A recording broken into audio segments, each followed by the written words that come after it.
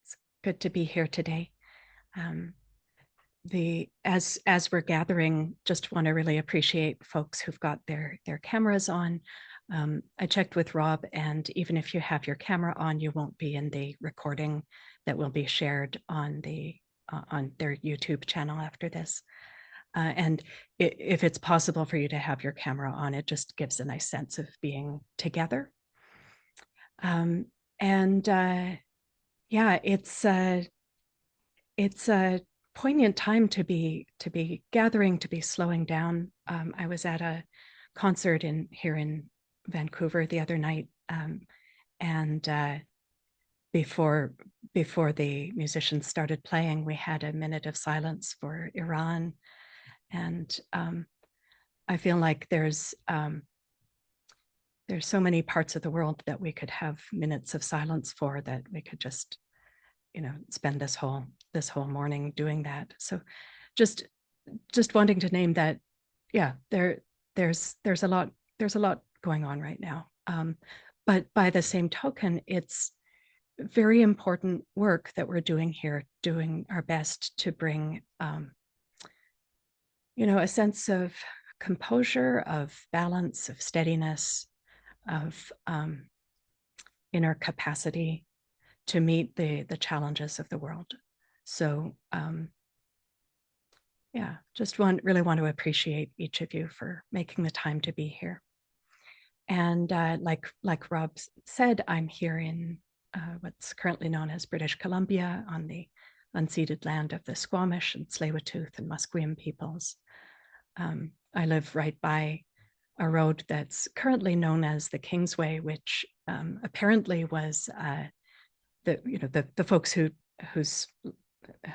lived here for millennia primarily used the water as a way of getting around. But when they did need to go inland, apparently the route they took is what is the track that became the road that's called Kingsway. That's what somebody told me anyway. I'm always trying to learn more about the history of this part of the world. Yeah, so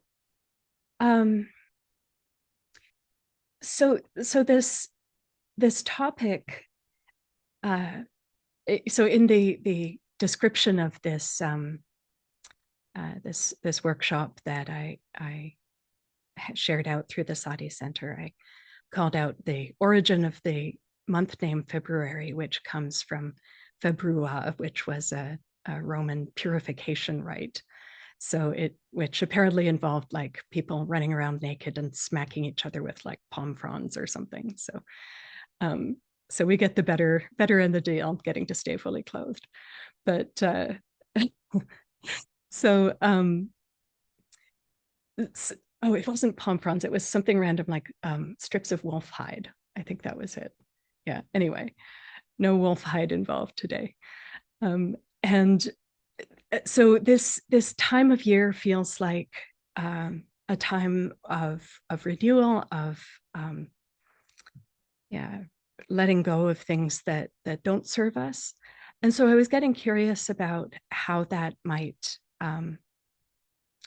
play out, both on an inner level and on an outer level. So one of the tendencies that we can bring to our meditation practice is to use it as an escape from our everyday life. Like I want my mind to get nice and quiet so things don't bug me for a while. And there's like, everybody needs a break. Like, it's not like it's wrong to do that. It's just that there's the potential for so much more growth when we're integrating our practice into our lives, when we're not making quite so much separation between the cushion and the rest of our life. So, and how that can play out is turning our mindfulness to what it's like to create a good home for ourselves inside, by cultivating qualities like tranquility and kindness, steadiness of mind.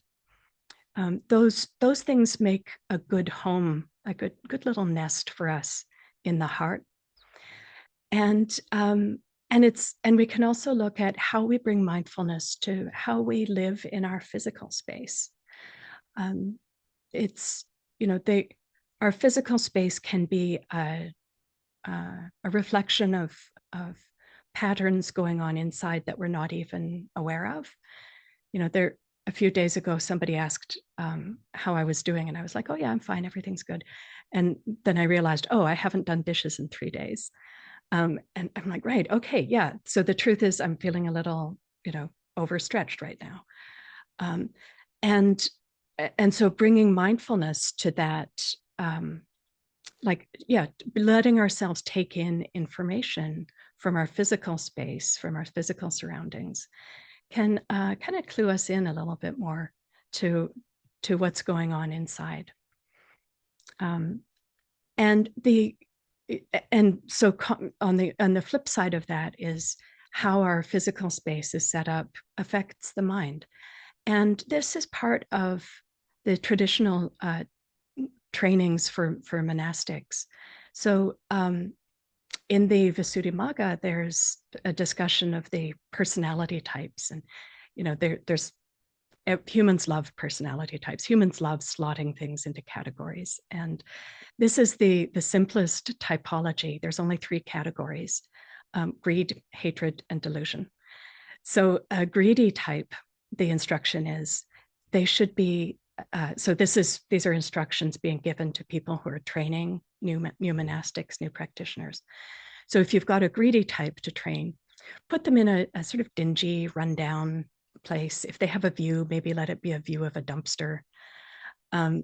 If you have an aversive type to train, give them a place with a view of a beautiful lake. Make sure there's fresh flowers. Make sure everything's like elegant and harmonious. And if you have a deluded type to train, make sure that their place is unconfusing. That there's no clutter. Deluded types tend to accumulate clutter, and they tend to get really distracted by clutter. So just make sure that only what they absolutely need to have is in their space, so that they just won't get sidetracked. And I feel like that, because we all have all 3 tendencies, we can already start to see how like decluttering outside could help with decluttering inside. Like just, if there's, and for those of us who've spent time at retreat centers, walking into the room that you're assigned and seeing those plain white walls and just one bed and, maybe a desk, maybe a sink, but just like the real basic necessities for getting through a day, somewhere to hang your clothes.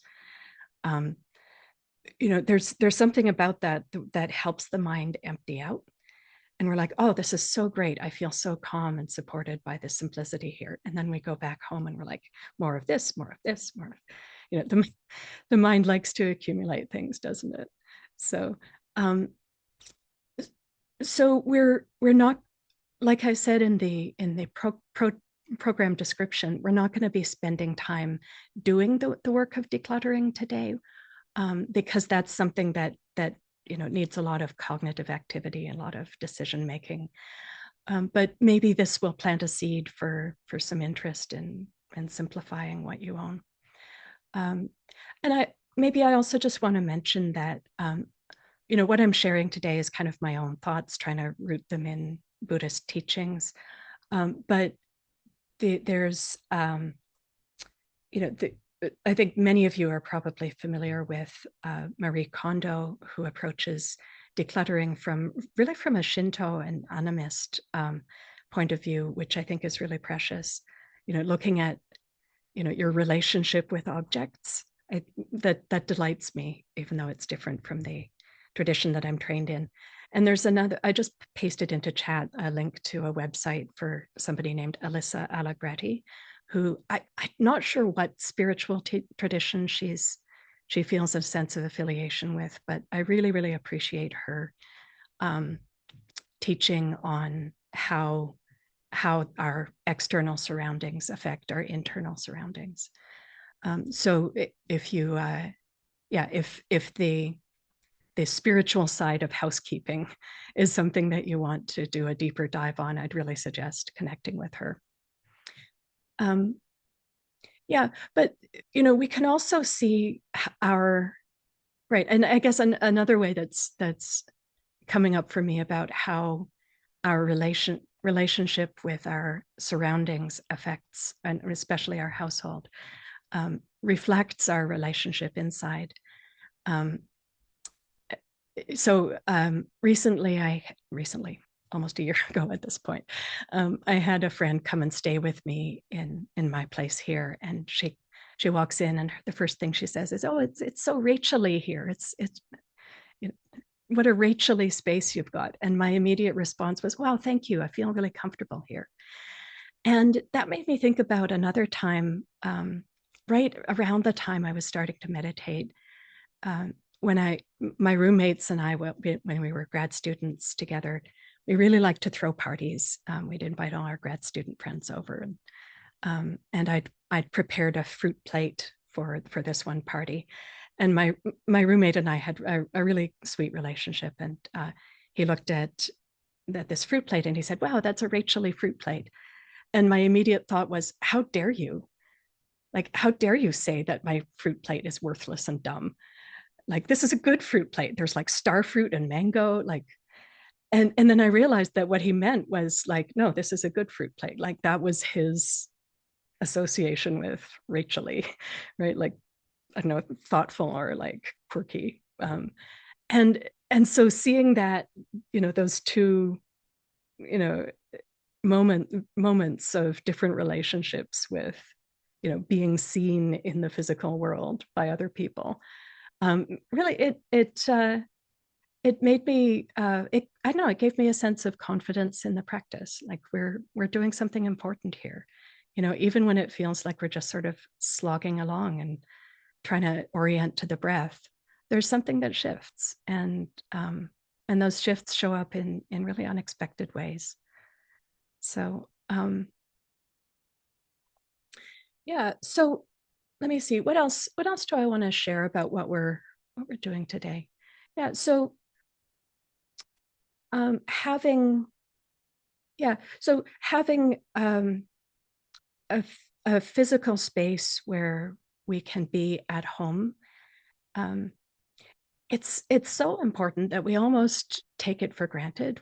We forget, like, that, every, like, people like to say experiences are more important than things, but things enable experiences. And like washing the dishes, you need to have the right tools for the job at hand, right? And one of the things that pleases me in how I've got my space set up is I have just the right tools for house cleaning, set up right where they need to be. And having the systems in place to make tasks that need to be done easier, it's a way of making your physical surroundings more supportive, more easeful, less stressful to be in.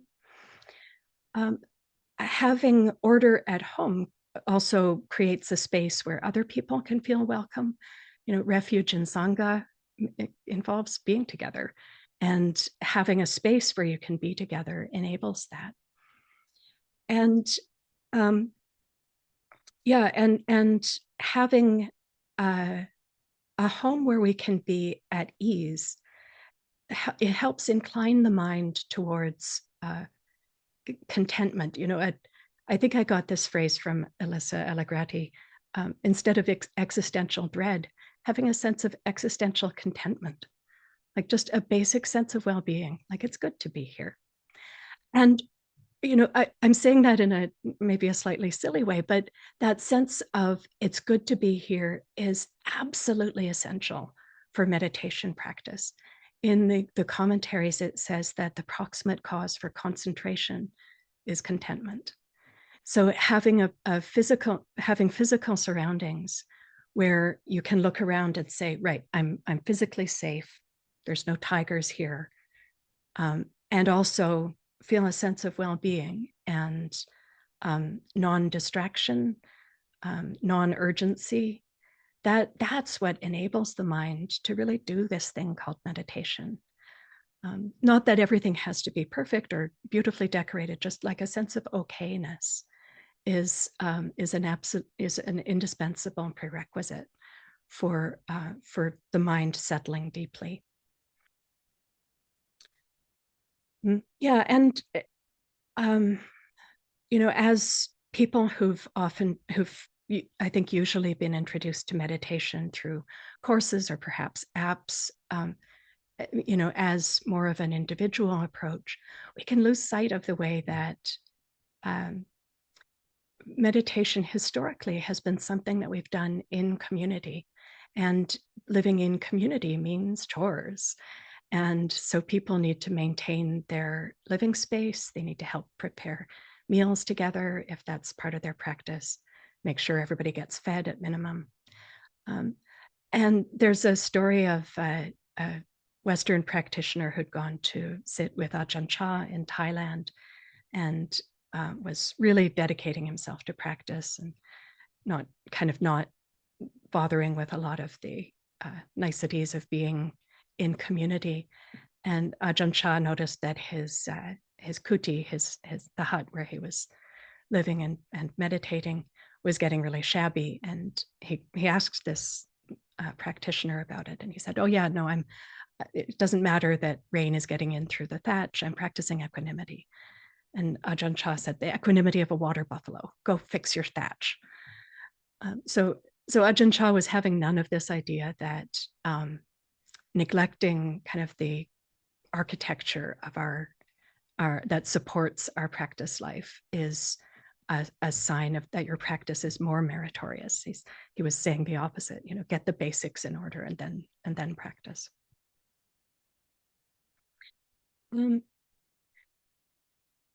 Yeah, so I think the other themes that I just want to highlight for our time together are, I think I already said just breaking down this sense of meditation as a separate activity that's special and different from our daily life.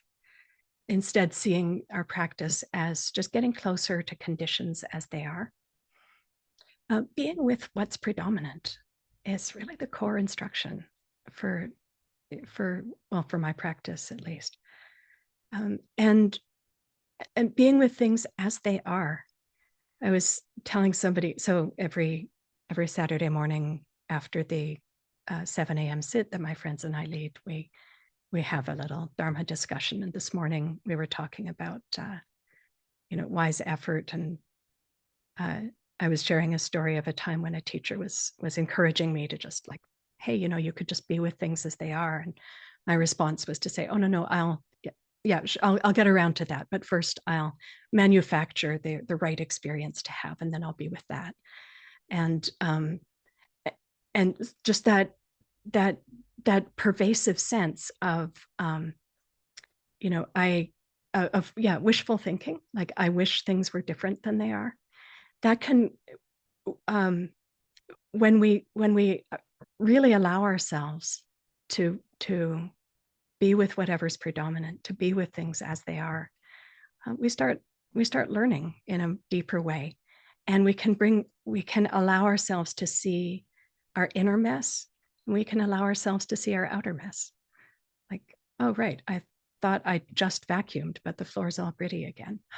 Yeah, that's how things are in samsara.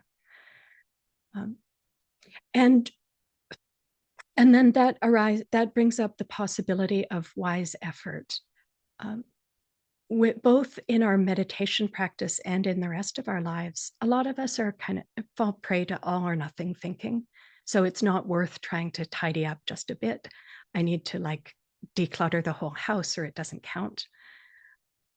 Or, there's a particular special experience I should be having in meditation, or my diligent practice doesn't count.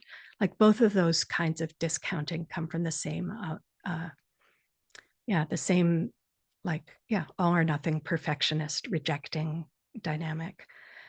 So we get a chance to see this. We get a chance to work with this and counteract it by just doing a little bit.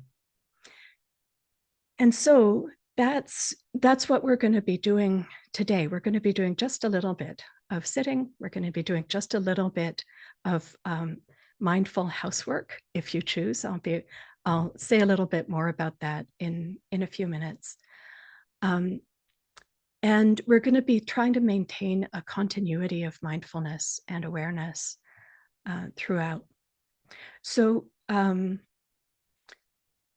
yeah, you know, when I initially came up with like this theme, at first I was like, well, maybe we could just like really focus on the practice side of things, like decluttering the mind, decluttering the heart, and maybe that's your choice to just use the rest of this period for sitting and a formal walking practice, and that's just fine. That's absolutely an option. But yeah, I am kind of intrigued by the idea of making doing dishes a mindfulness practice, as well as the other things that we think of as mindful movement practices. So we'll sit, we'll do a bit of movement, we'll sit again, we'll do a bit more movement, we'll open it up for some discussions and see what happens from there. Yeah, so checking in with the body before we start our, I said sit out of habit, but there's 3 stationary postures that you could use for practice. One is standing, one is lying down, and one is sitting. But before you choose a stationary posture, just checking and seeing. You've been sitting and listening for like 23 minutes at this point. So maybe just turning your head and looking around your space, just not looking at the details, just taking in that this is a good space to be in. This is a suitable space for meditation. Looking down and looking up, right?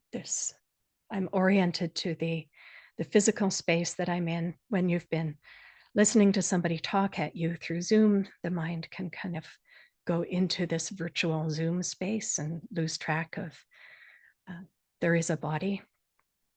In the Satipatthana Sutta, one of the most important things it says is to maintain the awareness that there is the body, just to the extent necessary to maintain a continuity of awareness.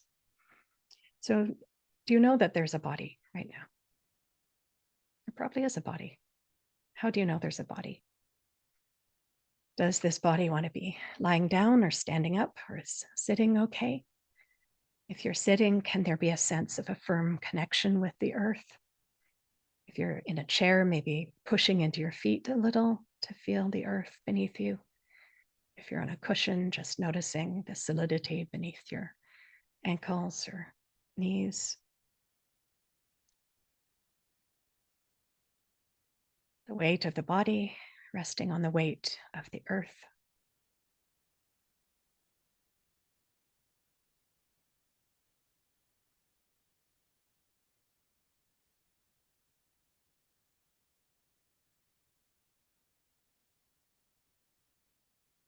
What would it be like to bring in a sense of existential contentment right from here? What if the earth weren't just tolerating your weight? What if the earth was glad that you were here? What if the earth was happy to support you?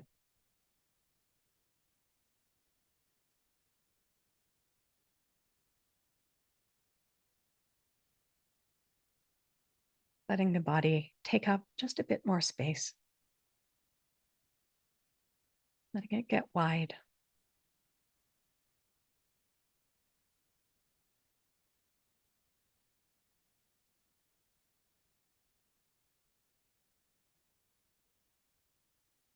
You might feel kind of a sense of the body relaxing on its own. I feel like stationary meditation postures are like a yoga practice, except very dull. the body kind of sinks into these postures more and more over time. And anything that's extra can be released. Extra holding, extra tension.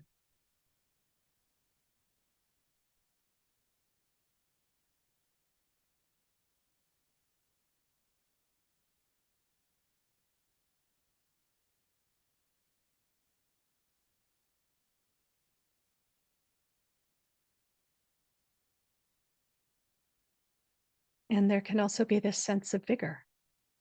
There's an energy associated with being alive that can express itself in the upright spine. If you're lying down, this might be more a sense of inner uprightness. If you're standing or sitting, one vertebra can be stacked on top of another. The head is poised on top of the neck.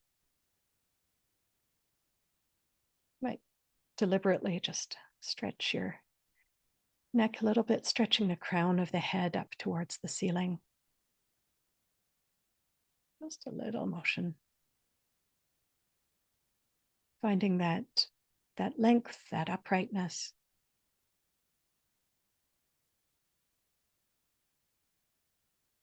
And that strength of the spine lets the rest of the body relax.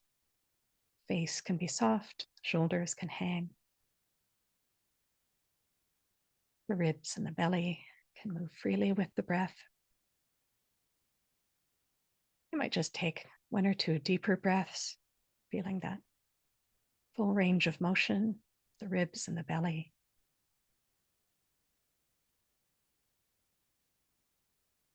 And then letting the breath be soft and natural, letting it breathe itself.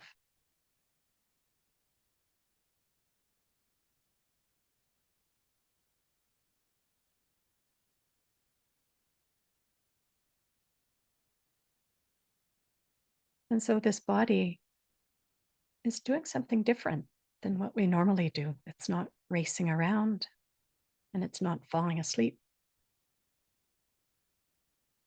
It's upright and energized, but also relaxed, at ease.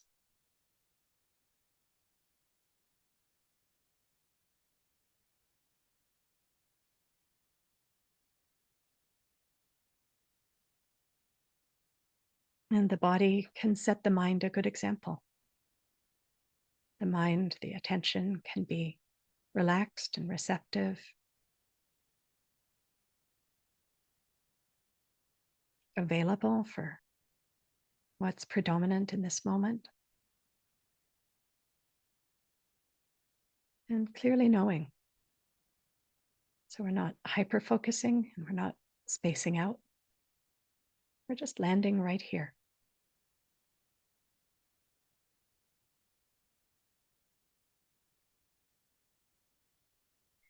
And one thing that can help us with this aspiration that we have of decluttering the mind is to give it something specific to orient to.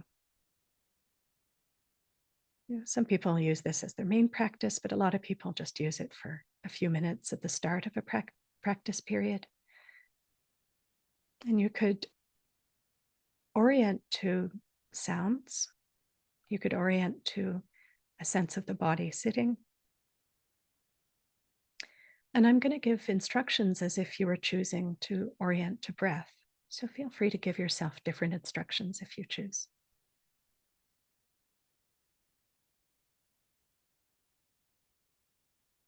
The breath is breathing itself, and we can bring our awareness to that process happening on its own.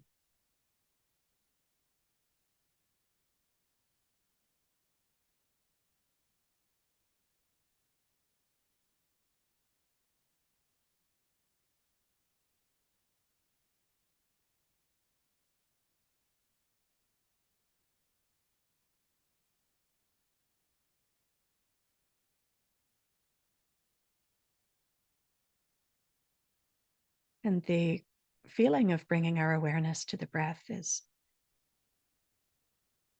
actually the image that's coming up right now is of being in a conversation with a good friend. We're just interested in what the breath has to say.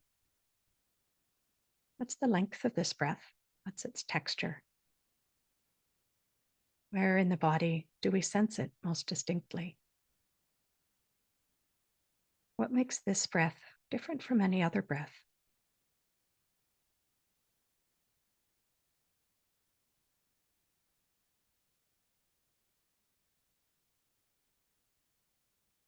We're not clamping the attention down around the breath.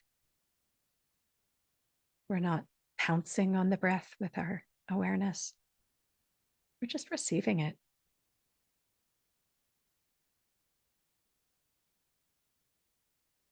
There's a sense of intentionality here for sure, but in the same way that there might be if we were just tracking what a friend was saying. Just staying oriented. That's all we're doing.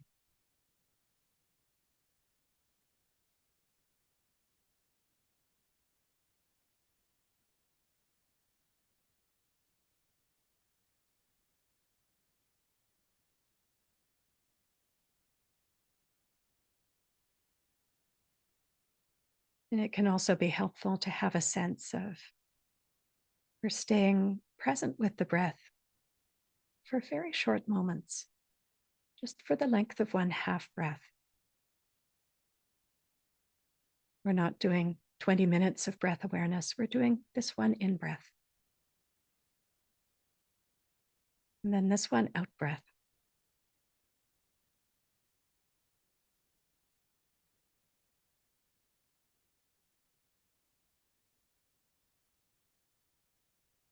The attention connects with the start of the in breath. And then it connects with the start of the next out breath.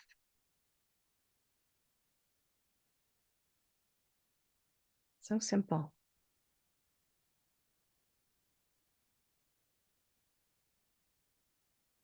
We connect with this in breath and then we stay intimate with it for as long as it lasts. That's all we need to do.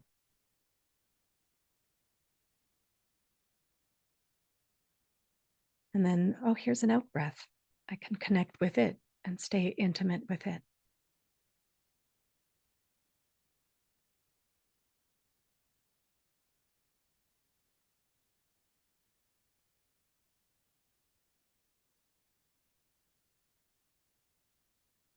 We're not biting off more than we can chew here. We're just nibbling at the moment. One half breath at a time.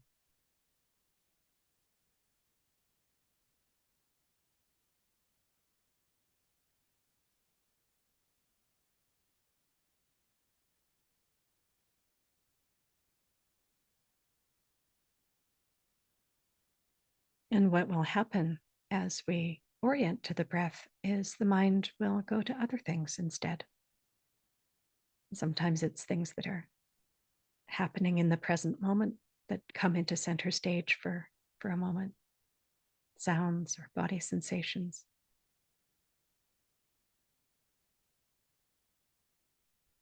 And that's fine. We can let them be in the center of our awareness for a moment, and then at the right time, remembering our intention around orienting to the breath and doing that. And sometimes instead, what happens is the mind picks up thoughts about the past or about the future, or it starts making interpretations of the present. And when that happens, we can just relax and let go. We notice, oh, right, the mind has gotten complicated. And we reconnect with the intention to be simple with the breath. We drop our thoughts mid-sentence, not even completing the planning thought that we were having, letting it take care of itself at the right time. Just dropping it mid-sentence and Coming back, listening to our good friend, the breath.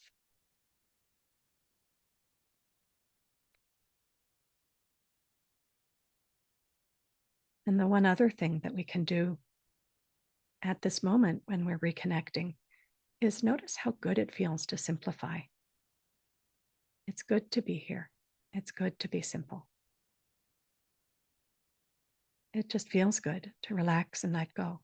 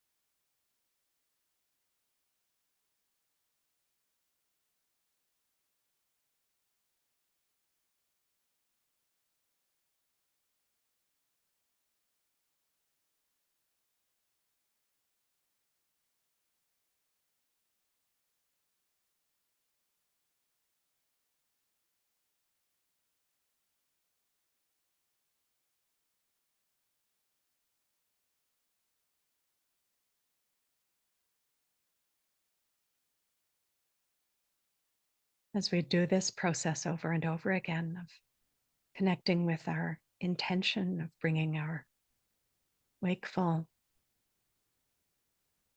gentle awareness to what the present moment holds, in this case, the breath.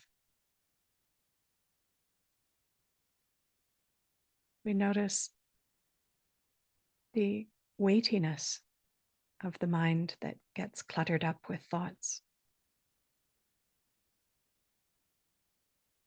and the lightness of the mind that's awake, alert, oriented to this moment with nothing added.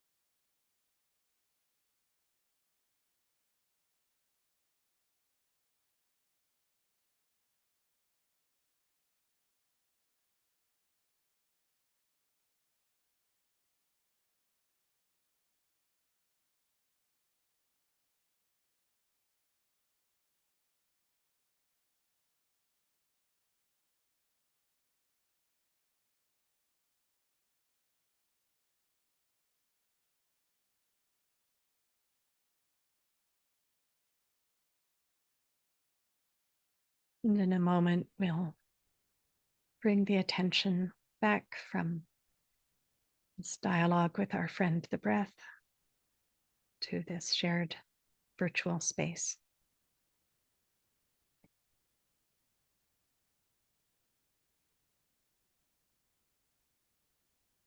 And one of the things we notice as we do a practice like breath awareness is the tendency of the mind to prefer exciting things, to want something different, to want something more stimulating.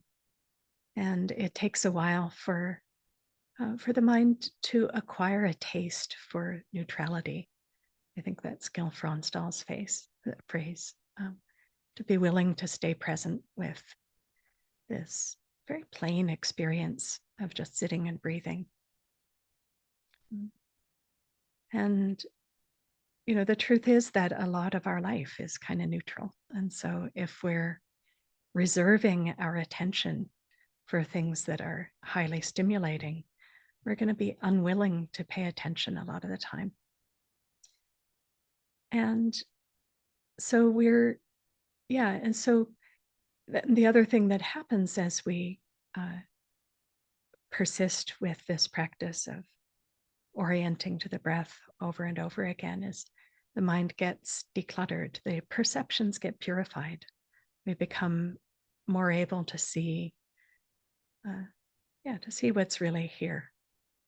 And so I'd like to take a little bit of time to turn this clarified perception outwards.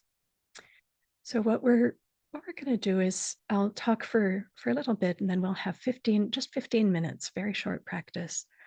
And you have several choices for what to do during that time.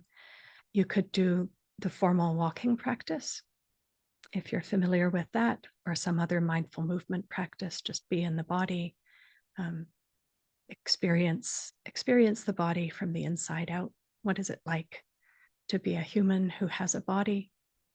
What does this body need right now, perhaps? The other, another option that you have is to do a simple, repetitive household task.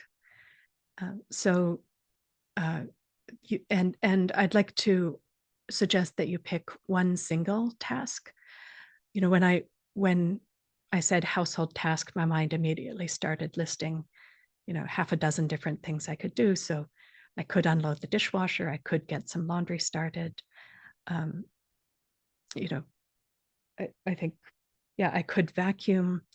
But I think what I am actually going to do is sweep the kitchen and bathroom floors, because those are contained areas, and the process of getting it done is fairly straightforward. Like I need to move a couple of rugs and get the broom and sweep and dispose of the sweepings.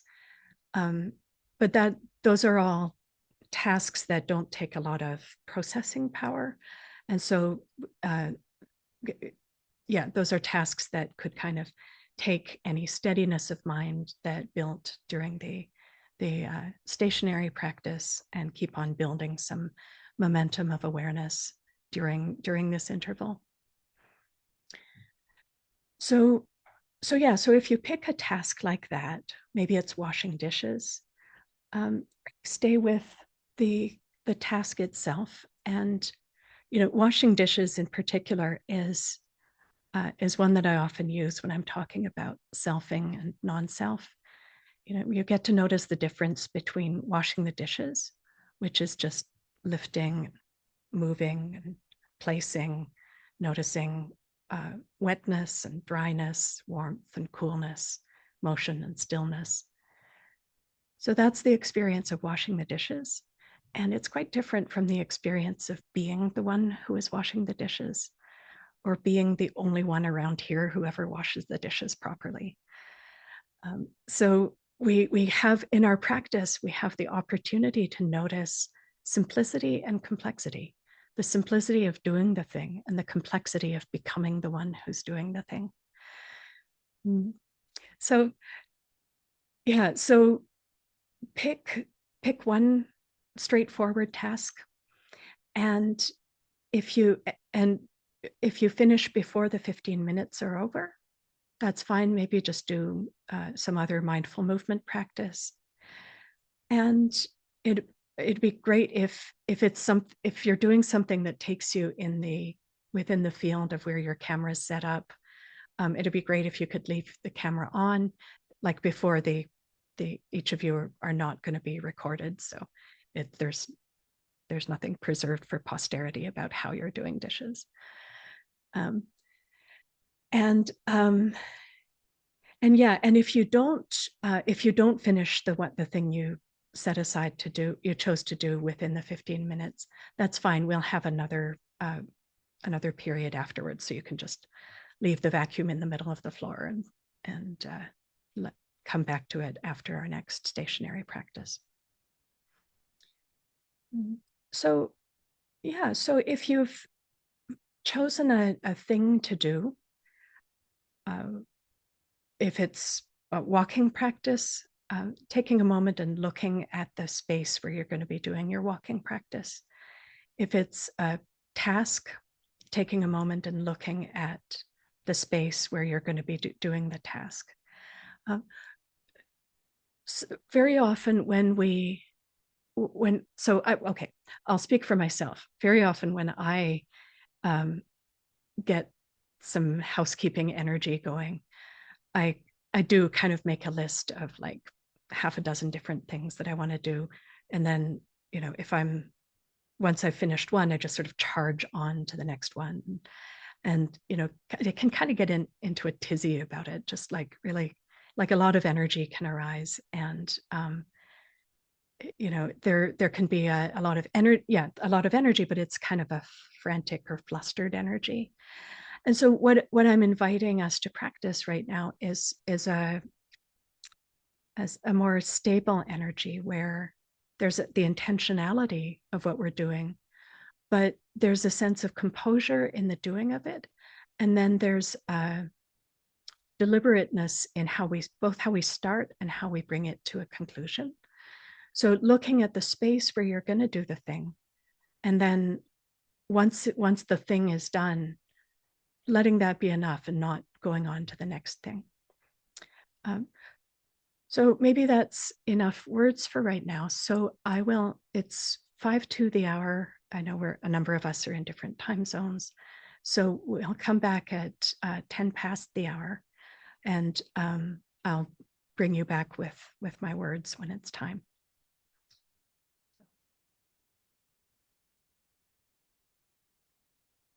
So in the last minute of this moving practice time, just taking your time to perhaps wash your hands or come back to this stationary posture. And before you completely settle in, take a moment to look at the space that you were just tending to.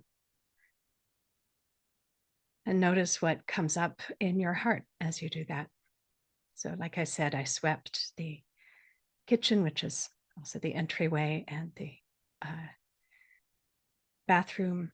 And as I was doing it, I noticed sort of a discounting tendency coming up, like, oh, it's good that this is cleaner, but I really should mop it as well.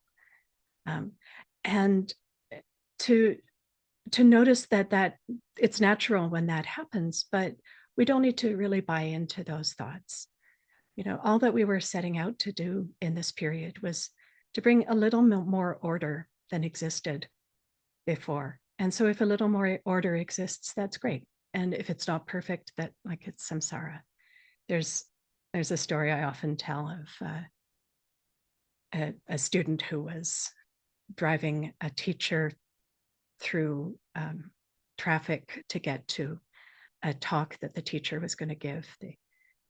I don't think I ever knew who the teacher was, but some illustrious monastic from I think the Zen tradition. Anyway, so the student was getting more and more uptight because of the traffic. They were going to be so late. It was such a disaster. And finally, the teacher just said to them, "It's samsara. It's not like it was going to work out anyway." So I think having that kind of, yeah, level setting in the back of our head is helpful to keep us from trying to perfect things that are never going to be perfect.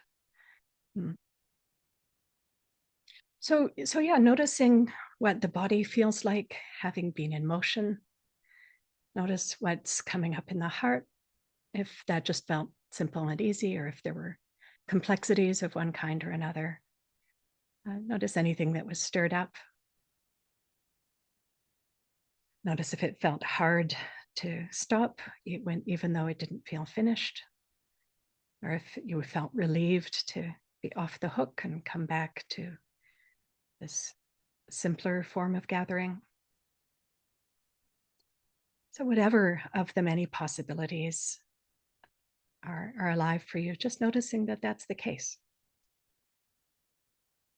And we're going to do another short period of stationary practice. So checking in with the body and seeing whether it wants to be standing or lying down or sitting.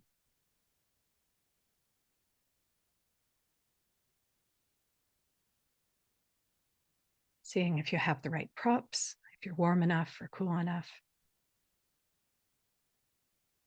If sleepiness is in the mind, you might want to stand up. If there's pain in the body, you might want to lie down, even if that's not your normal posture. Settling into a posture that has a good balance of ease and alertness.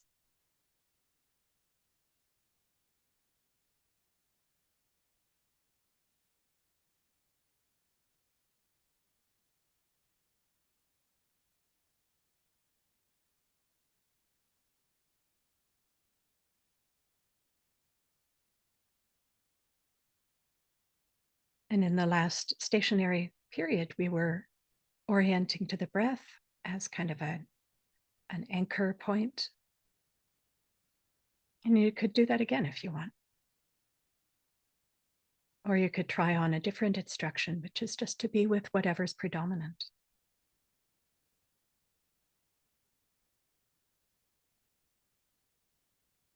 So if what's predominant right now is a sound, be available for the sound. If what's predominant right now is a body sensation, be with that. Sometimes the breath will come into the foreground on its own. So staying with the breath. So this basic instruction is just having a sense of composure, of non-discursive awareness when it comes to changing objects. Allowing things to be just the way they are, not picking and choosing what gets your attention. Just right here, right now. What's alive in this moment?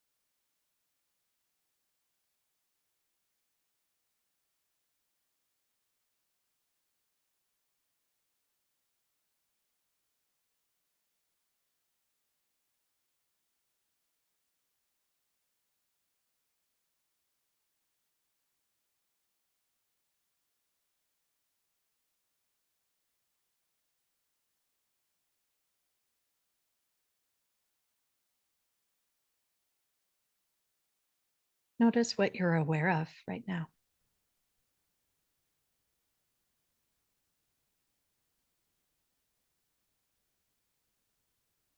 If you're aware of sounds, can you be wholeheartedly aware of sounds?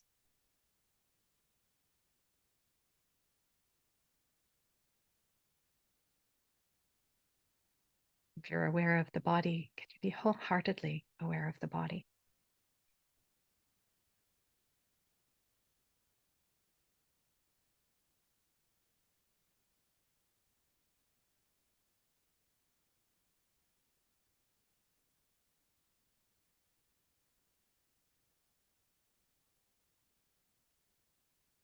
Inviting the attention to land right where it is. This moment, right here, right now. What's actually happening?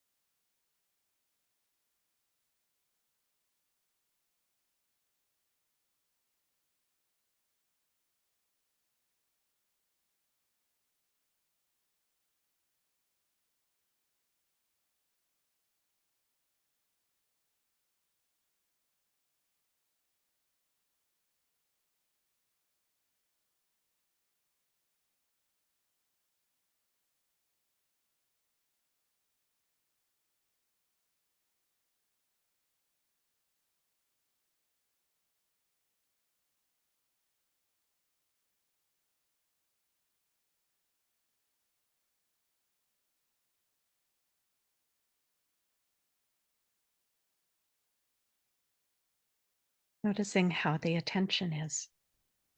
If it's foggy, you could invite it to land more distinctly on something specific in the present moment. If it's scattered, relaxing and simplifying. And if your attention feels balanced and steady, noticing that, enjoying it.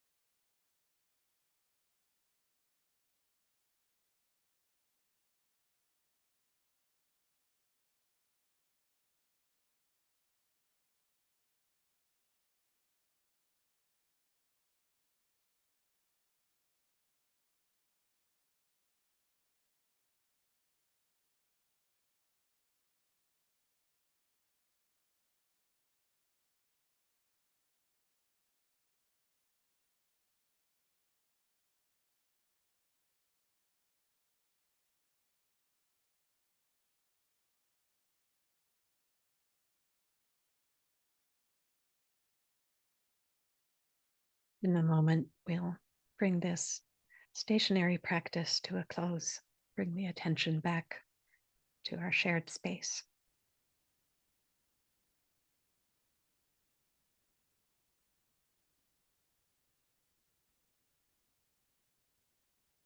And so now we have a transition into another movement period. So as before, you could choose to do the formal walking practice. You could choose to do another mindful movement practice of your own.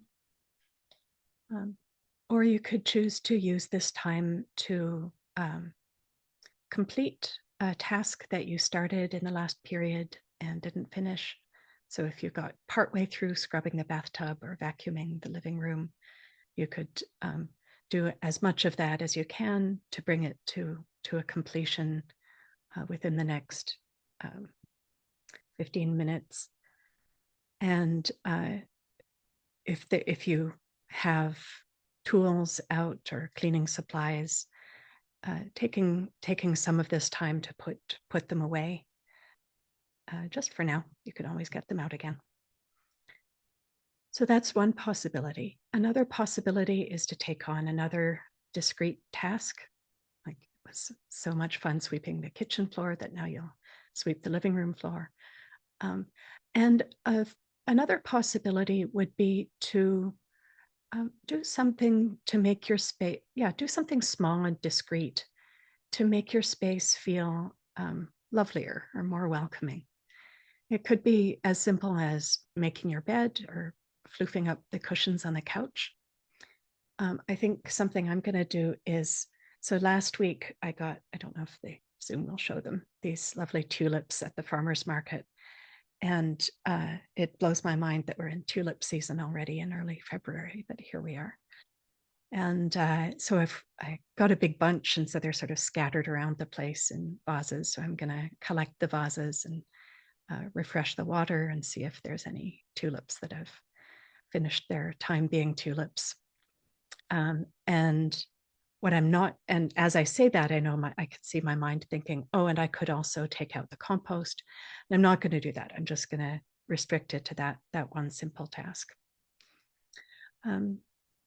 So as I'm kind of modeling, this is a chance to see what the mind does when we bring our mindfulness and our energy to deliberately doing something, to stepping out of the purely receptive mode that we're cultivating in our stationary practice. And maybe just a note about that. So a lot of us get the idea that meditation equals passivity. And I think the reason that happens is that our culture encourages us to kind of overfunction, to be real doers, to be results oriented and making things happen. And so we sort of, a lot of us start out living kind of at one end of a spectrum of effort. And so when we come to meditation, it's like people really need to kind of hammer home the idea that no, it's okay to like be in a more receptive mode. But sometimes I think we can overshoot and get the idea that meditation means we're not allowed to make effort or try to make things happen or to change things or intervene in any way. When the truth is that we're just, it's like a physiotherapist might say, we're just opening up a full range of motion. So we have the option of going full on, we have the option of sitting back, and within that range, we can discern the appropriate response. So when we were in our sitting posture, the amount of doing that was present was very subtle. It was orienting to the present moment, checking that we're, receptive and not spacing out, checking that we've got the right balance of ease and alertness. And when we're sweeping a floor, it looks like we're more on the active end of the spectrum, but the inner experience can actually be not too dissimilar from our stationary practice experience, where we're just checking that we've got the right balance of intensity and ease.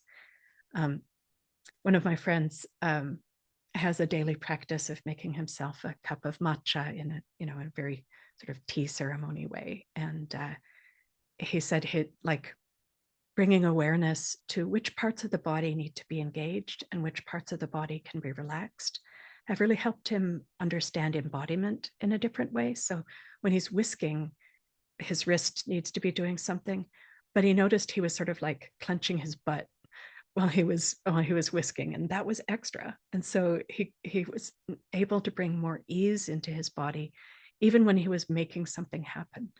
So you might just bring that inquiry in, like when you're lifting things and moving things, which parts of the body need to be engaged and which are sort of getting involved and like they're trying to be helpful and they're not actually adding anything.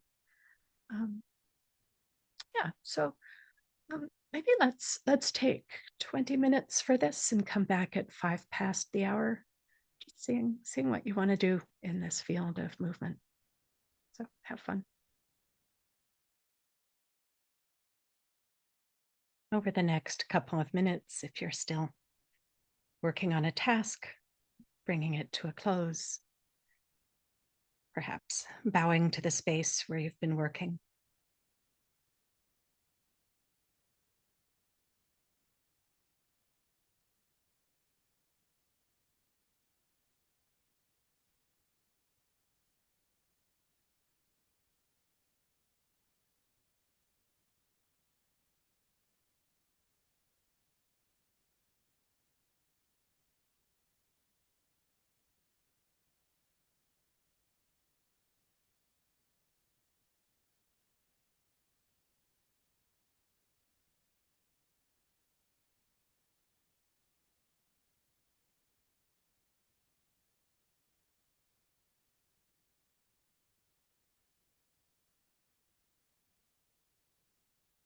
And as we gather together again in this shared online space,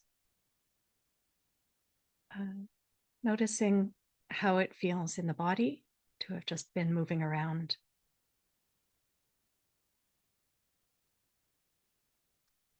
And I'd just like to invite the folks who are here today to share any comments or reflections that came up, anything you're curious about or want the group to know about. If you're okay with your voice being recorded, you could just unmute and speak into the group. If you've got things that you'd like to share without being recorded, you could just type into chat, and that's fine too. Just want to pause for a sec and see if there's anything you want to share about how this experience has been for you so far. Hi, Rachel. Hi. Yeah, it's great. Thank you for doing this, bringing in the daily activity that we all do. I noticed a couple of tendencies that I have.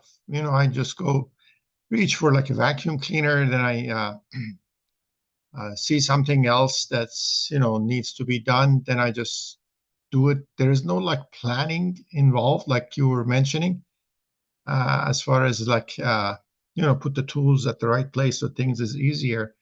I just plan as I go, and that's no tendency that I have. There was one other thing that I can't. Yeah, and then the other, yeah, that was first one, and then if you could just touch on that, please. And then the second one is like organizing papers. I'm sure that is one of the things that counts, but kind of like planning and organizing the papers, which is a whole lot. Also, bringing it to the chore rather than the daily things and organizing, actually. Yeah. But those two things. Thank you very much for this lovely day. Yeah, thanks, Ali. So I guess one thing to bear in mind is that what we've been doing today is an exercise in bringing mindfulness to the act of making things a little bit better in our space, rather than doing a deep clean. And so if you'd set aside a whole day for cleaning, that approach where, you start vacuuming and then you're like, oh, I should get a dust rag and take care of these baseboards. They're looking a little bit grubby. Like jumping from one task to another like eventually everything would get done, right? So what we're doing is more like an exercise in um, like it's more, yeah, we're prioritizing the awareness of task rather than the most effective way of getting tasks done. So just to be clear on what it is that we're doing. Um, that being said, if you were setting out to clean your whole house, there still would be a value in, staying clear on what you're doing and, perhaps even bringing it to completion before starting to do the next thing. Um, you know, like there. So if your tendency is to sort of go from the middle of one task into another and then into another and then into another, it's if you have enough time, like everything will get done. It's just if you only have a certain amount of time, you might make the choice to like even write down like dust-based baseboards and save it for another time, and just so that you can focus on vacuuming and trust that the baseboards will get taken care of at a later time. And I think that also speaks to this tendency that I named before of like discounting anything that isn't everything. Like if I can't clean my whole house, it was it it it I don't get credit for having swept just one area of it, right? And so I think what and if you really think about it, like that tendency also shows up in a lot of other areas of our life. Like just because we can't um, you know, stop everything bad that's happening in the world doesn't mean that it isn't meaningful to stop one bad thing that's happening. And just because we can't feed every hungry child doesn't mean it isn't meaningful if we do feed one hungry child. So to not let this discounting tendency of mind um, undermine our sense of the worth of what we've done, whether it's vacuuming one rug or helping one kid with their homework or whatever it might be, writing one letter to a politician. Like any meritorious act we undertake is not going to be the totality of what the world needs in order to function better. But if it's a meritorious act, it's still worth doing. Um, Somebody also put in chat, the value, yeah, naming the value of having softer edges and space between it, intention, touch, and result. Yeah, I feel like there's more there. But there's I think, even if so today, like just to reiterate again, the main point was what is it like to be mindful when doing a small thing? If you're doing a big clean, what would it be like to have just a little bit more softness and a little bit more presence in the midst of something where the main focus is getting the house clean rather than getting to know the mind that is cleaning. Um, I see Diana's hand is up, and there's also a comment in chat. I'd forgotten what this meditation session was about, but auspiciously, I just started decluttering my worst clutter spot yesterday. Oh, how satisfying to move on with that today. And having folks to be here with me as my life by circumstance renders me very solitary. Yeah, it's a wonderful thing to have a sense that you're not alone in whatever it is you're doing. There's so sometimes there's groups that get together to like just have Zoom on, have the sense of human presence while each person is doing their own chores in their own home. So not even necessarily as a mindfulness exercise, just as a company thing. So yeah, who knows? Maybe that's something we could also explore offering. Diana, curious what's on your mind. Oh, hi. I think I've had some real breakthroughs just just so far. We've only been here, I think, 2 hours, but I'm remembering pointedly in the meditation on breath, just doing the half breath, um, the simplicity of that. Um, it didn't mean that the mind didn't continue racing around, but I saw more of what it was doing, and it kind of got quiet and only did half as much. I don't mean to be in theory here, but that slowing down and that carried and that attention span got more somehow easier, and that carried into the walking, and I was very much more alert and in the body. But also for my little project, I decided just I didn't have too many ideas, but I decided I love the idea of straightening the room. It took all of 5 minutes, and that included putting away some laundry. But in the process, um, I was really observing and with the internal and external, the touching, the the seeing.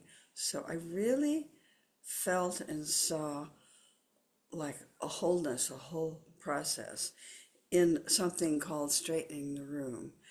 And uh, and the idea and the deliberateness that the word you use is very was helpful. And like I put things away and I closed the drawer and this thing I got put away and things like that. And then I didn't bow to it at the end, but I did go by and look and appreciate it. And so what I'm reflecting on is it took away a sense of, oh, it's another chore that I have to do because my mother made me do it, which has possessed me a good portion of my life. And that idea of discounting is, and it was just the specificness, the simplicity, how easy it is to do just the things I did. And it was, and I really felt the external and the interior and the tactical. I kind of felt all of it. And those are just my reflections, but the specifics, and like you said, you put away your broom or you put, wow, uh, that solves so much for me. Just closing off the thing and being satisfied with it, as opposed to like not putting things away, um, and bowing to the activity. So I've really had a real experience here in not so lot of time. So thank you very much. Thank you, Diana. Yeah, and that through line of, not biting off more than you can chew. Like if you're with the breath, just be with half a breath. If you've got 15 minutes to clean part of the house, don't tell yourself that you should be cleaning the whole house. And I feel like there's an unburdening there. It's That's mhm. Yeah. Yeah. I've decided that, and I don't want to overburden myself, but I decided that I can just make little lists of little projects and they make a little big difference. I mean, you know, so anyway, it was really a lot here for me. So thank you. Thank you, Diana. Glad to hear that's resonant for you. And the word burden makes me think also of the Metta Sutta. There's that, some of you are familiar with it. There's that line in the translation that a lot of us use about being unburdened with duties. And that always makes me reflect about how easy it is to get burdened by even duties that aren't in themselves onerous. Like there was this one time I'd been on a 3-month retreat and I'd borrowed something from the office and I needed to return it. And I had also had to like take my luggage down and leave it in a specific place. And I also had to return something to the library, to the laundry room. And I was in my room and I was like, there's just so much. And like, when I stopped and thought about it, like each of those things, like would take me, like if I did each one separately as a round trip, it would take me a total of like 2.5 minutes. But like in my mind, it was like this huge onerous thing, like so complicated. And I realized, that's how I feel about a lot of things. It turns out like something that when I set a stopwatch and time myself, it takes 15 minutes is like, oh, I have to do this thing. Um, and the other thing that came up as Diana was speaking was that, like, the way that we can get sort of oppositional about housekeeping standards. Like, if this was somebody else's standard at some point in our life, we can sort of feel like it's defying them to not maintain that standard. When I was a kid, my dad told me, there's going to be a lot of people in life who tell you what they think you should do. And if you do something because somebody tells you what you should do, you're letting them control you. And if you do the opposite, you're also letting them control you. And so the only way to actually, not be controlled by other people is to just take a step back and see what makes sense to me to do for real. And so, like, in spite of the fact that many grown-ups in our lives probably tried to get us to wash dishes, it's beneficial to have clean dishes. And so, there can be a freedom in realizing I'm doing this for me, not for Granny or whoever it was who maintained standards. And that instruction from my dad is it's sort of like the Buddha's words to the Kalamas about how, you shouldn't believe things because an authority figure told it, or because it's traditional, or, even just because it makes sense to you. But check and see for yourself what leads to benefit, what's helpful, what's harmful. And if you see for yourself that having clean dishes is beneficial, then you know how to act. And if there's other things that other people were adamant that you had to do that you see for yourself, it's kind of neither here nor there. Okay, you can let go of that. Maureen. Hi. I experienced a lot of small pleasures that I hadn't anticipated. I had to bring some things into the room with me to do because I needed to stay, away from the louder part of the house. And I paired socks. Why is that so delightful? It was like these little, I do the puzzles in the morning so that you have these little sparks of happy that happen. Oh, I finished this one, and you text your friend and say, "Oh, this is what I got." So it was like this sock happiness. And then I I took the brushes and I dusted um the blinds. And boy, magnificently dusty, but there's so much satisfaction and these little happy spurts from doing that. And it was like, oh, this is really silly. This is wonderful. And if I were in a hurry, I don't think I noticed that every time I matched socks that actually matched, it rendered perkiness.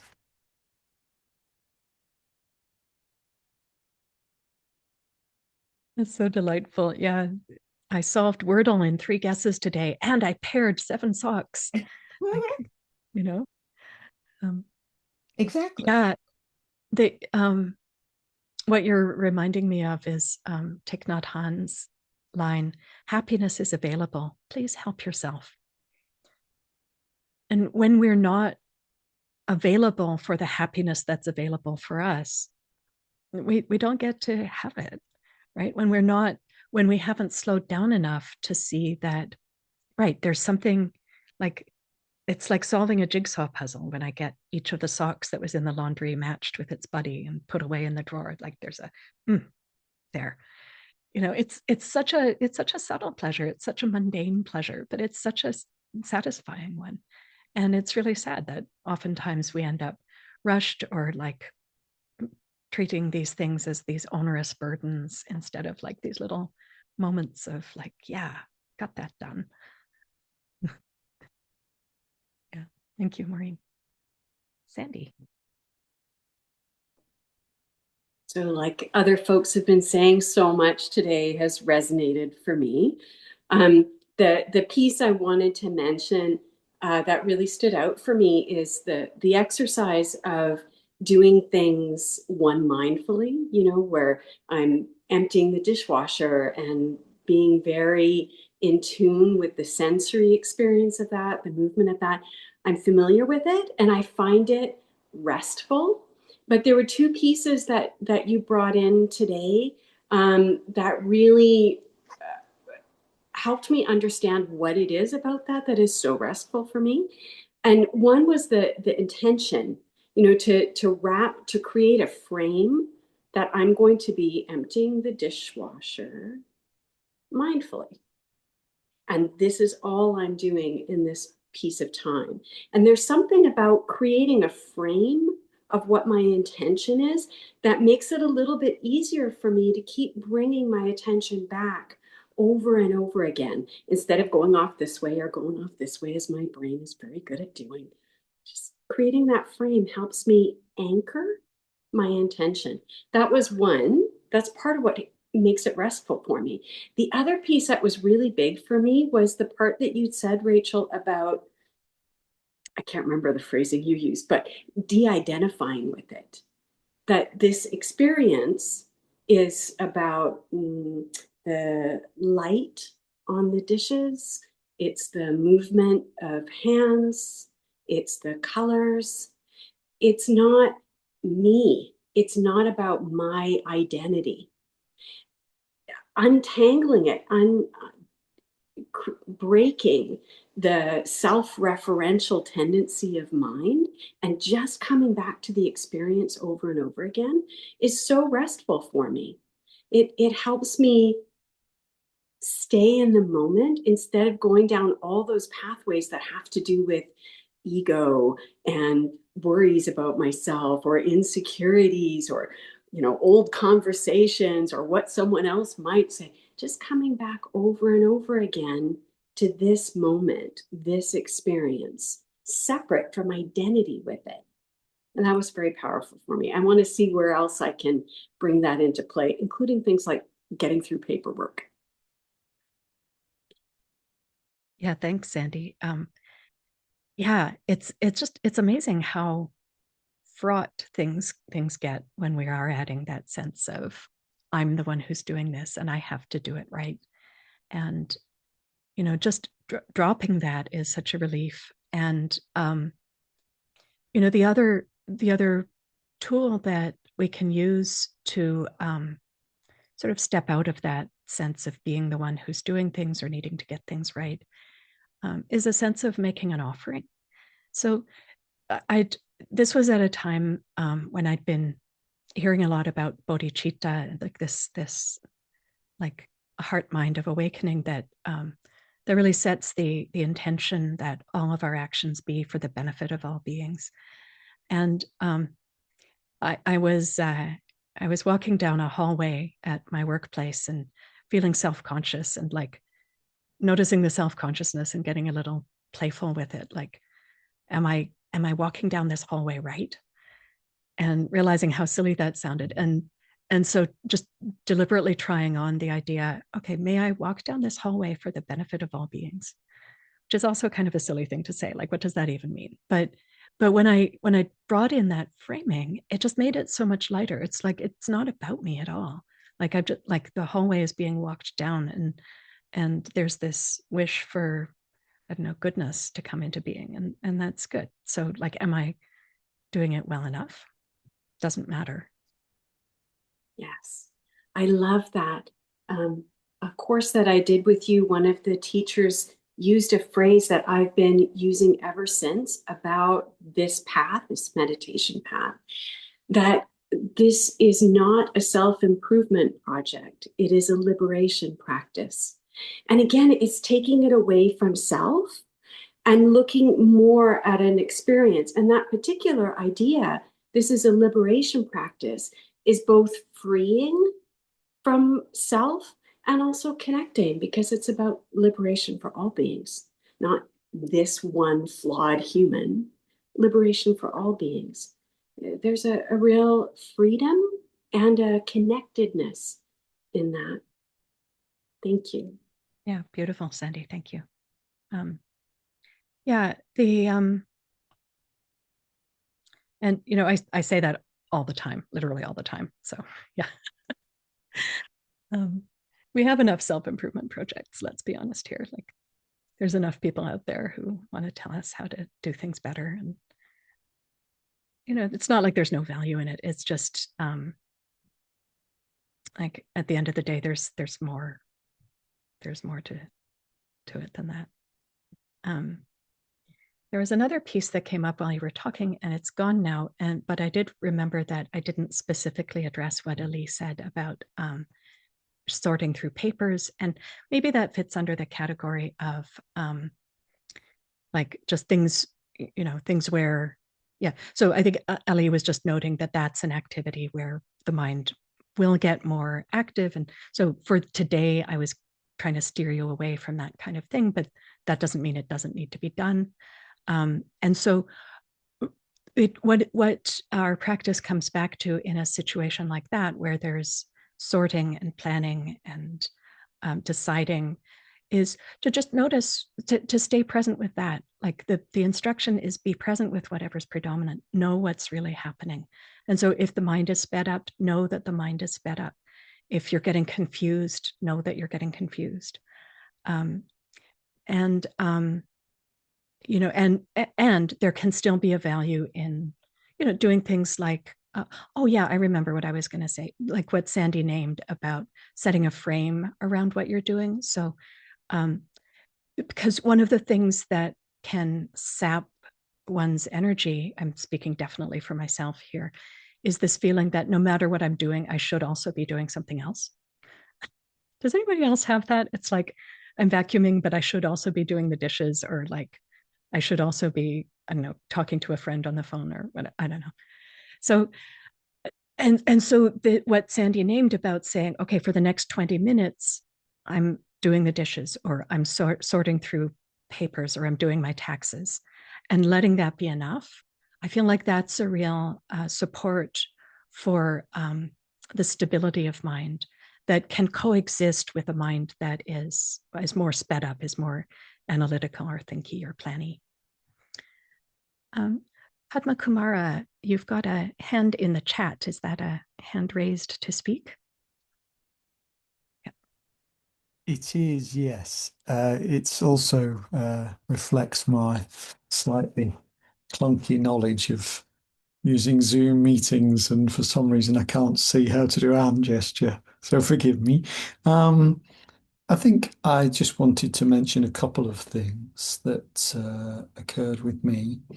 And one was a sense of appreciation and gratitude for having others alongside me as I was conducting the task. I didn't quite realize how supportive that would be in what is my second reflection, which is how much of my identity, I sort of like doing the task with the support helped me understand more, or in a different way, that how my identity is bound up with getting tasks done.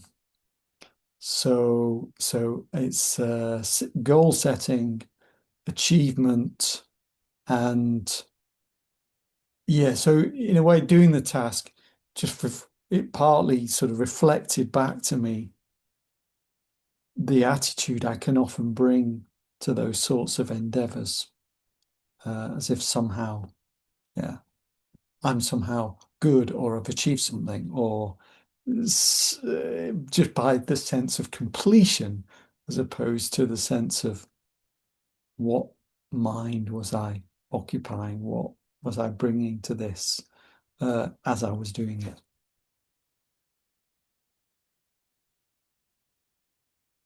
And there is a deep pleasure in just like pairing socks, just ticking things off a to-do list. Like, oh, it's so good. Such a good pleasure. And it's really interesting to notice where like the satisfaction of getting things done can kind of spill over into becoming the one who has accomplished this thing. And to notice the difference in the felt sense of those experiences, just like there's a little like clicking into place, and like, yeah, with checking things off the list, and a little bit of like inflation or stiffness, or like claiming, yeah, rigidity. I don't know. I don't know how it shows up for you, but when you're becoming the one who is accomplishing things. And when we become the one who accomplishes things, it creates the grounds for conflict with people who accomplish things in a different way, or, you know, accomplish different things than we do. And if things are just getting done, then there's less scope for conflict. Yes, I think so.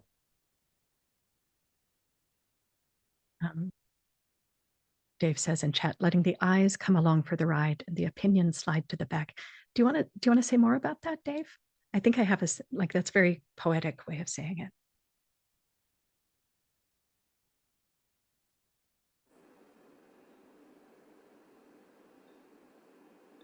I think it's just part of mindfulness, Rachel, of the notion of the eyes and the observer coming to the forefront without judgment, and kindness, with kindness.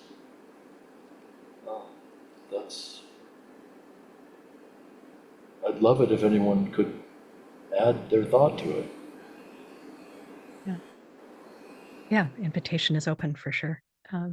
Yeah, I think it was James Baldwin who had that great line about looking at the world through kind eyes. And, you know, that one of the sources of relief for a lot of us in our stationary meditation practice is that the world just impinges less, like we're closing our eyes. We're not checking things out so much. We're letting go of sense contact and some of the judgments that come along with that. But when we open our eyes again, can we set the intention to look with kind eyes and to have the process of seeing and assessing and deciding not be so rigid, so judging in the sense of discernment still needs to happen, but judging in the sense of rejection and creating us and them can be let go of. So yeah, can there be this sense of seeing and evaluating, seeing what needs to be done without that sense of rigid judgmentalism coming in? Thanks, Dave.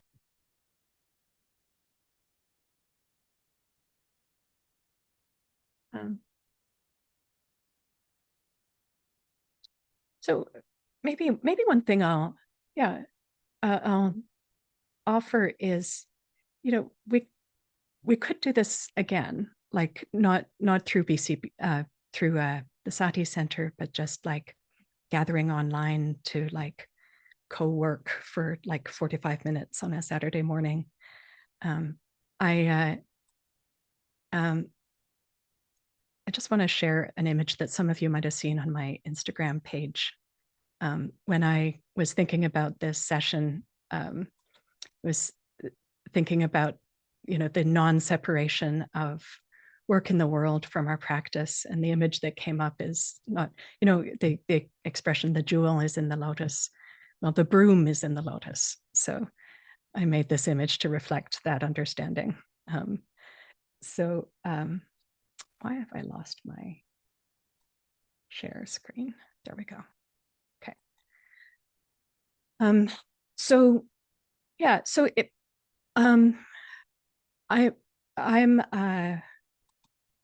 so one thing we could do, I think folks who are here have registered for this session, so we could send an email to folks here. I'll also send out an email to my mailing list, which if you're not signed up for, you could sign up for at rachelmeditates.ca. And, you know, the idea that's in my mind is just like to meet at the time that we met today for like 45 minutes, just briefly introduce ourselves, say what we're going to do during that time, and then have a brief checkout at the end of the 45 minutes and then just leave. We could try, yeah, I don't know. I think my calendar is clear next week, so we could try it next week, but stay tuned for an email if that's of interest. Oh, the other random thing I wanted to share is just, you know, yeah, the yeah, like I said at the beginning, one of the sort of themes of my practice and teaching is just wanting to see this non-separation um, of practice and life in the world. And the opposite of that is kind of this desire that can lead some people to come to meditation, which is sort of for everything to get better with magic. And one of my favorite authors is Terry Pratchett, and one of his characters is a witch, and her mother, she's a teenage witch, and her mother sees her doing household chores, and her mother says, "Can't you just wave your hand and make all the dirt fly away? I thought you just had to wave your hands about." And the witch says, "That works, but only if you wave them about on the floor with a scrubbing brush." So magic can be carried out through practical actions, I think is what I'm saying. So we still have a few minutes. I think maybe we could do some metta to end, but just want to make sure that, just want to check one more time if there's any other comments or things you want to share or are curious about.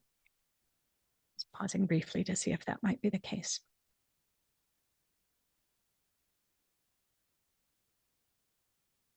Hi, Marianne. Yeah. So just a short comment. First, thank you for this. Like, it's really refreshing. And I decided to fold some laundry. And what happened was, like, I suddenly had this, you know, this, how can I say that? Gratitude for my laundry, for being there, for it's like, we take everything for granted. And so it was like just a simple, happy, grateful moment of being there. Because usually I fold my laundry when I'm sitting watching TV or something like that. But no, was just peaceful. So yeah, just that. Very simple. Yeah, thank you. Yeah. And I think that that sense of gratitude towards just all of the things, like our table, our kitchen chairs, for giving us a place to sit and eat in comfort. Seeing our possessions through that lens of gratitude can actually help clarify which ones have served their purpose and are ready to go serve somebody else. So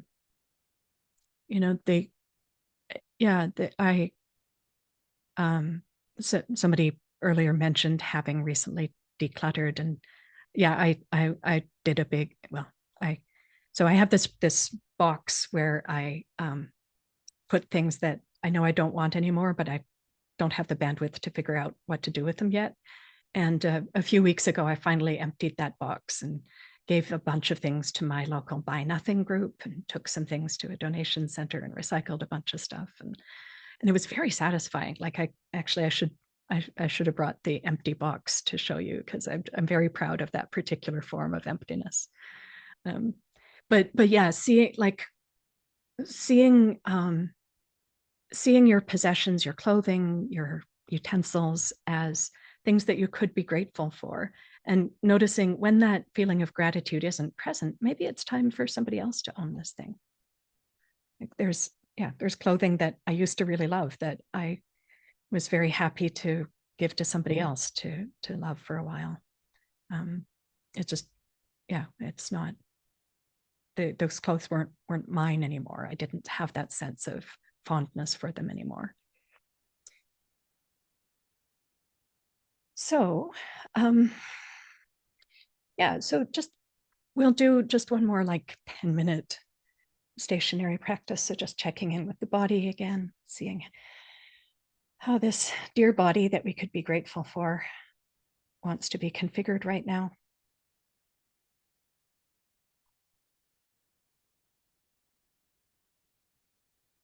And bringing in a sense of appreciation for yourself, for having set aside this time for your practice, caring for the heart, caring for your physical space, caring for the habits of mind that you bring into the world.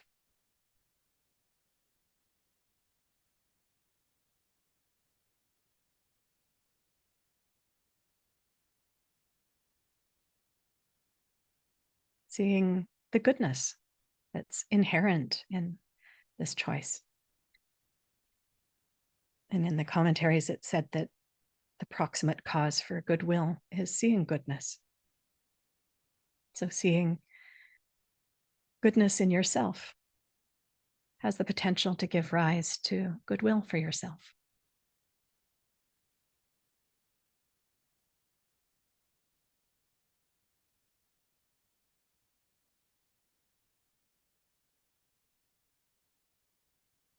And perhaps taking a moment to appreciate this body that moved in space in ways that you wanted it to today.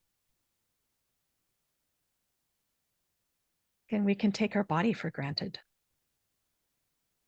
or else just see what's wrong with it. It's got more aches and pains than I'd like, or it's stiffer than I'd like it to be. But today we asked it to fold laundry, and it folded laundry. Isn't that great? Thank you, body. You and me are a great team.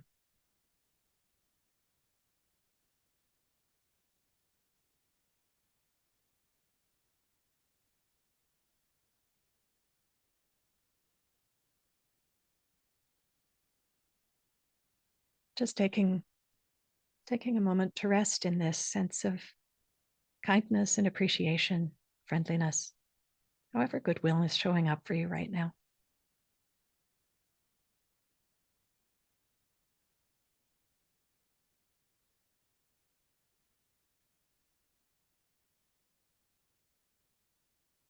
Trying on something weird, maybe just saying out loud, since we're all muted, I'm grateful for my goodness.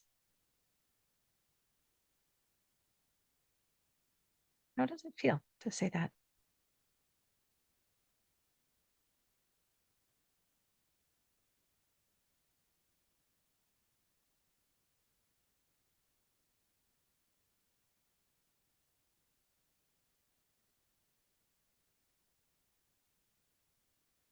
And letting the heart open up as well to gratitude for the goodness of all the people who are here right now, folks who might watch this on YouTube later on. I'm grateful for the goodness of all of these practitioners.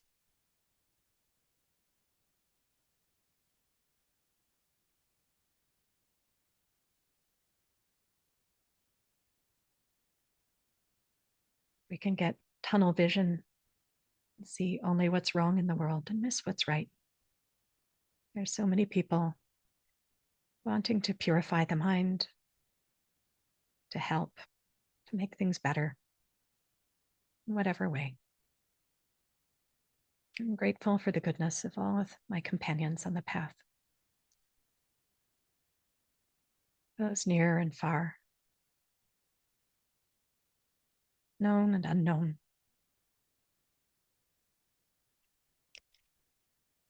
Like me, not like me.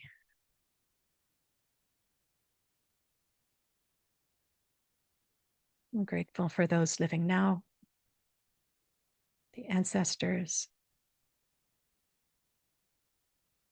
the lineage of teachers stretching back to the Buddha,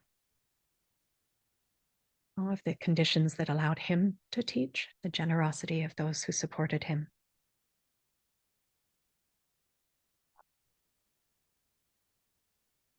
I'm grateful for future generations who will be the heirs of the goodness that we bring into being.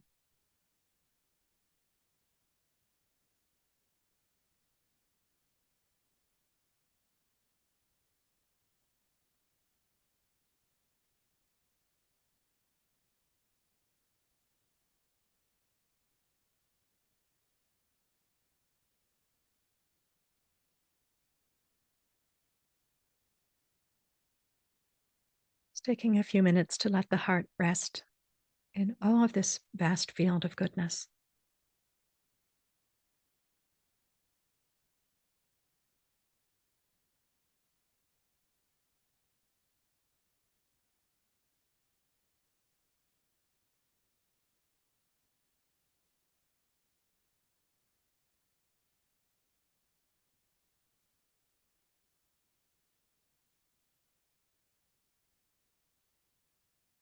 This heart wants to make things better,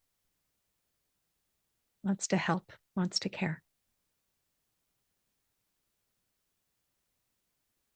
This heart delights in goodness.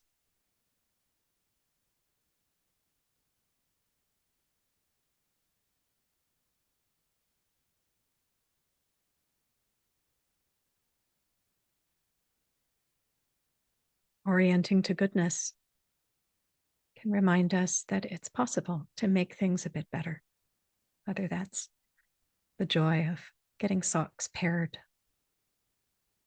or the joy of standing up to bullies. Just because we can't do it all doesn't mean we can't do anything. When we connect with the goodness of those around us, our hearts get stronger.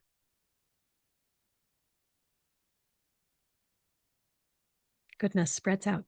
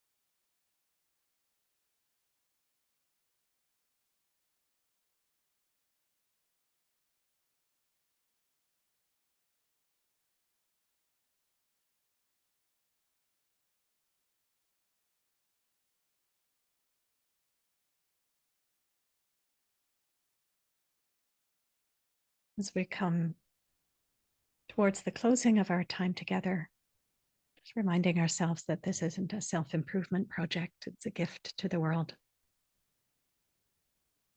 So setting the intention that any benefits from this practice be shared with all beings everywhere. And delighting in the ways that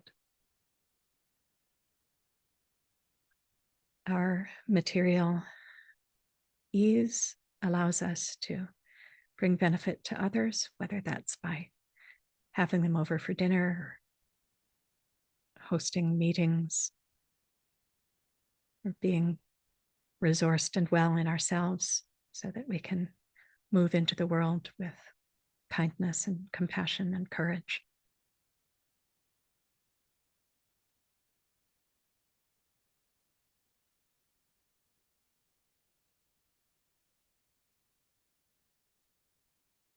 Wishing for all beings the sense of being at home in themselves, the sense of existential ease and satisfaction that's possible in their home environments.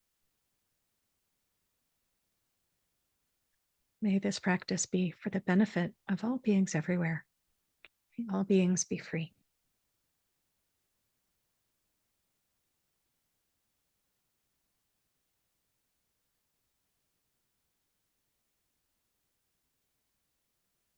Thank you for your practice, everyone. It's really good to see kind faces on my screen. And perhaps we'll practice again together soon.